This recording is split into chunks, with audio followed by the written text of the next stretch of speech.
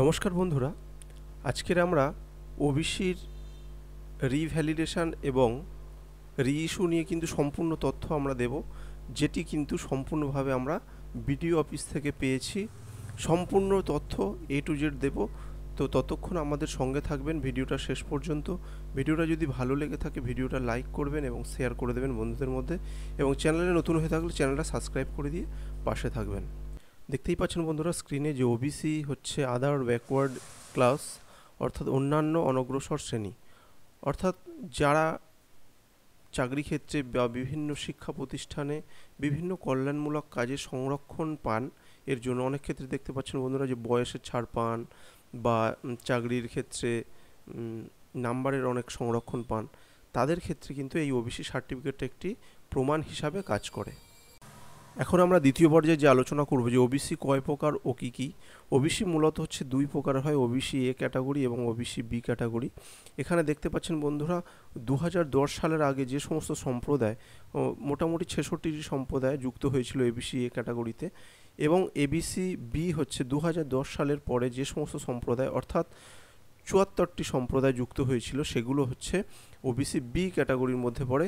মূলত এই দুই সম্প্রদায়ের কিন্তু সুযোগ সুবিধা এবং সংরক্ষণ কিন্তু সমানই। এই পর্বে আমরা জেনে নেব যে ওবিসির তরফ থেকে অফিসিয়াল কি নোটিশ জারি করা হয়েছে। এখানে দেখতে পাচ্ছেন বন্ধুরা ওবিসির অফিসিয়াল ওয়েবসাইট খুললেই কিন্তু আপনারা এই নোটিশটা দেখতে পাবেন, এবং এখানে ওবিসি এ ক্যাটাগরিতে কোন লিস্টে কোন সম্প্রদায়কে করা হয়েছে এবং ওবিসি বিতে কোন সম্প্রদায়কে করা হয়েছে সেটা কিন্তু লিস্ট যে ক্যাটাগরি আছে লিস্টে ক্লিক করলে আপনারা কিন্তু দেখতে পাবেন।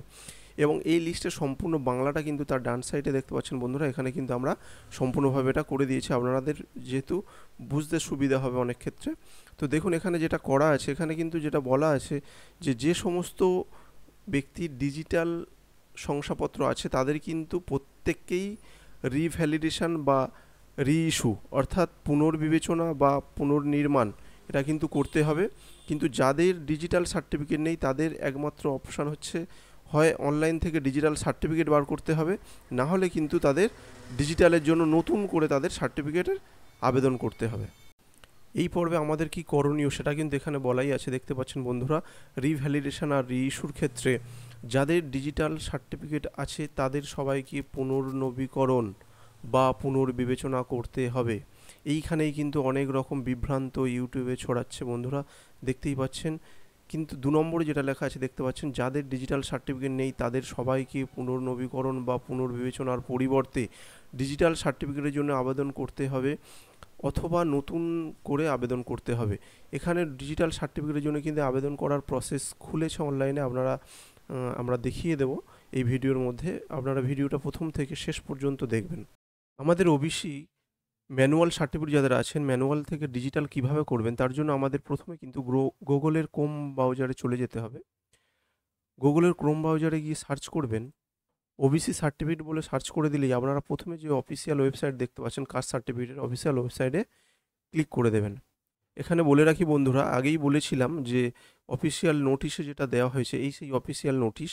এখানে দেখতে পাচ্ছেন লিস্টে ক্লিক করলে কিন্তু আপনারা এখানে কাদের কোন ক্যাটাগরিতে পড়ছেন, কোন সম্প্রদায় কোন ক্যাটাগরিতে পড়ছে তার কিন্তু সম্পূর্ণ লিস্ট এখানে দিয়ে দেওয়া হয়েছে। এই লিস্টটা আপনারা একটু ফলো করে দেখে নেবেন। এটা এটা কেটে দেব। এরপরে দেখতে পাচ্ছেন বন্ধুরা এখানে কি যে ব্যাকলগ সার্টিফিকেটের যে অপশান আছে এখানে চলে যাবেন। এখানে প্রথম অপশানেই দেখতে পাচ্ছেন বন্ধুরা apply for digitalise certificate for SC ST OBC. প্রত্যেক সম্প্রদায়ের ক্ষেত্রে কিন্তু ডিজিটাল সার্টিফিকেট করা যাবে। এখানে ক্লিক করলে আপনারা এখানে ম্যানুয়াল সার্টিফিকেট নাম্বার দেবে, ইস্যু নাম্বার দেবেন, সার্টিফিকেট ইস্যু অথরিটি অর্থাৎ কোন অথরিটি থেকে ইস্যু হয়েছে সেটা দিয়ে দেবেন, এখানে কাস্ট দিয়ে দেবেন, সাবকাস্ট দিয়ে দেবেন।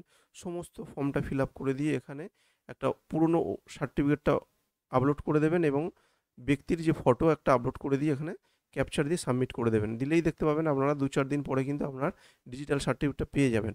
এবং যাদের ডিজিটাল সার্টিফিকেট পাওয়ার কোনো অপশান নেই তাদের ক্ষেত্রে কিন্তু নতুন করে করা ছাড়া কোনো অপশান নেই।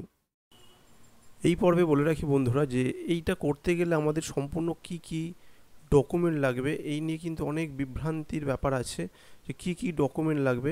আমরা কিন্তু এখানে সম্পূর্ণ ডকুমেন্টের লিস্ট দিয়ে দিয়েছি, এর বাইরে কিন্তু কোনো ডকুমেন্ট আপনাদের রেডি করতে হবে না। 1 নম্বরে দেখতে পাচ্ছেন বন্ধুরা যে ব্যক্তির ডিজিটাল সার্টিফিকেট হবে সেই ব্যক্তির আইডেন্টি প্রুফ অর্থাৎ আধার কার্ড, প্যান কার্ড এই ধরনের যে কোনো প্রুফ হলে হবে। এরপরে হচ্ছে ব্যক্তির বাবা অথবা মায়ের ভিডিও ইনকাম সার্টিফিকেট। এই জায়গায় কিন্তু একটু অনেকে বিভিন্ন রকম সমস্যায় পড়তে হয়, যেখানে কার ইনকাম সার্টিফিকেট হবে। এখানে কিন্তু ব্যক্তির বাবার ইনকাম অথবা মায়ের ইনকাম ডিটেলস কিন্তু অবশ্যই দিতে হবে। এবং 3 নম্বর দেখতে পাচ্ছেন বন্ধুরা, ডোমিসিয়াল সার্টিফিকেট। ডোমিসিয়াল সার্টিফিকেটটা হচ্ছে ওটা বিডিও লেভেলের রেসিডেন্টাল সার্টিফিকেট। এটাও কিন্তু ই ডিস্ট্রিক্ট পোর্টাল থেকে করা যায়। আপনারা যদি দেখতে চান তাহলে ওর কিন্তু একটা ভিডিও আমাদের অলরেডি দেওয়া আছে, আপনারা দেখে নিতে পারবেন। ডোমিসিয়াল সার্টিফিকেটটা নেবেন।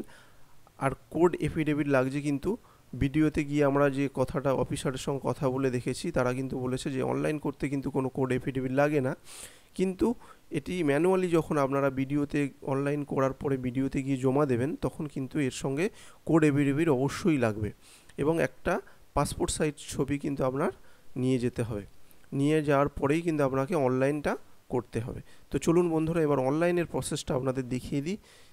আপনারা আগের মতোই আবার ক্রোম ব্রাউজারে চলে যাবেন সেই অফিসিয়াল ওয়েবসাইটে। অফিসিয়াল ওয়েবসাইটে গেলে দেখতে পাবেন যে ওবিসির জন্য কিন্তু আলাদা করে আপনারা এই ওবিসি অপশানে চলে যাবেন এবং এখানে অ্যাপ্লাই ফর ওবিসিতে ক্লিক করে দেবেন। অ্যাপ্লাই ফর ওবিসিতে ক্লিক করে দিলে এখানে দেখতে পাচ্ছেন প্রথমেই বলা হয়েছে, do you have any digitalized caste certificate. Digital certificate কি আপনার আছে? এখানে যদি আপনার থেকে থাকে ইয়েস করবেন, যদি না থেকে থাকে নো করলেই আপনাদের কিন্তু নতুন করে করার জন্য অপশানে চলে যাবে। সুতরাং আপনার যদি থেকে থাকে আপনি তবেই কিন্তু রিইস্যু বা রিভ্যালিড করতে পারবেন, এটা আমি আগেই বলেছি। এখানে আপনারা ইয়েস করবেন। ইয়েস করার পরে এখানে সার্টিফিকেট নাম্বার এবং ডেট অফ ইস্যু এন্টার করলে, এখানে ভেরিফাই করলে এখানে ব্যক্তির বেশ কিছু তথ্য কিন্তু অলরেডি চলে আসবে এবং নতুন কিছু তথ্য এখানে আপনারা দেখে দেখে এন্টার করে দেবেন। এন্টার করার পরে এই জায়গাটা দেখে নেবেন বন্ধুরা, এইখানে কিন্তু আপনারা সার্ভিস ডিটেলস, বাবা মা যদি কোনো সার্ভিসের মধ্যে না পড়ে তাহলে কিন্তু নন করবেন, এবং এর মধ্যে যদি কোনো সার্ভিস থেকে থাকে তাহলে কিন্তু সেটা করে দেবেন, সেন্ট্রাল গভর্নমেন্ট, স্টেট গভর্নমেন্ট করে দেবেন। এবং এই বাঁদিকে দেখতে পাচ্ছেন এটা কিন্তু মায়ের ইনকাম ডিটেলস। যদি মায়ের ইনকাম ডিটেলস থেকে থাকে তাহলে দেবেন, যদি না থেকে থাকে নন করে দেবেন। করে দেওয়ার পরে এরপর এগুলোতে আপনার কিছু করার দরকার নেই, এখানে নোগুলো থাকবে। কিন্তু এখানে যেটা আপনারা পঞ্চায়েত থেকে ইনকাম সার্টিফিকেট নিয়ে ভিডিওতে ইনকাম সার্টিফিকেটের জন্য আবেদন করেছেন, সেই ইনকামটা এখানে বসিয়ে দেবেন। এটা কিন্তু অ্যানুয়ালি ইনকাম, মান্থলি ইনকাম দেবেন না। অ্যানুয়ালি ইনকামটা এখানে বসাবেন। বসে মায়ের যদি ইনকাম থাকে আলাদা, মায়ের এখানে ইনকামটা বসাবেন। বসিয়ে কিন্তু আপনারা সমস্ত কিছু ফর্ম ফিল আপ করে সুন্দর করে সাবমিট বটমে ক্লিক করে দেবেন। এখানে ক্লিক হেয়ারে ক্লিক করে সমস্ত ফর্মগুলো ডাউনলোড করে নেবেন এবং একনলেজমেন্ট স্লিপও ডাউনলোড করে নেবেন। নিয়ে আপনি ওর সঙ্গে যে সমস্ত ডকুমেন্টের কথা বলেছিলাম সমস্ত ডকুমেন্ট অ্যাটাচ করে আপনারা কিন্তু নিকটবর্তী বিডিও অফিসে আপনারা জমা দেবেন। জমা দেওয়ার পরে দেখতে পাবেন বন্ধুরা, আপনাদের কিন্তু 10 থেকে 15 দিনের মধ্যে কিন্তু সার্টিফিকেটটা ভ্যালিড হয়ে যাবে এবং নতুন সার্টিফিকেট নাম্বার আপনাদের দেয়া হবে। তো সুতরাং ভিডিওটা বন্ধুরা আজকের এই পর্যন্ত। ভিডিওটা ভালো লাগলে লাইক, কমেন্ট, শেয়ার করবেন এবং ভিডিওটা বন্ধুদের মধ্যে ছড়িয়ে দেবেন যাতে কোনো রকম বিভ্রান্তির শিকার না হয়। তো চ্যানেলে যদি নতুন হয়ে থাকেন চ্যানেলটা সাবস্ক্রাইব করে দেবেন, দিয়ে পাশে থাকবেন। ধন্যবাদ বন্ধুরা, ততক্ষণ ভালো থাকবেন, সুস্থ থাকবেন।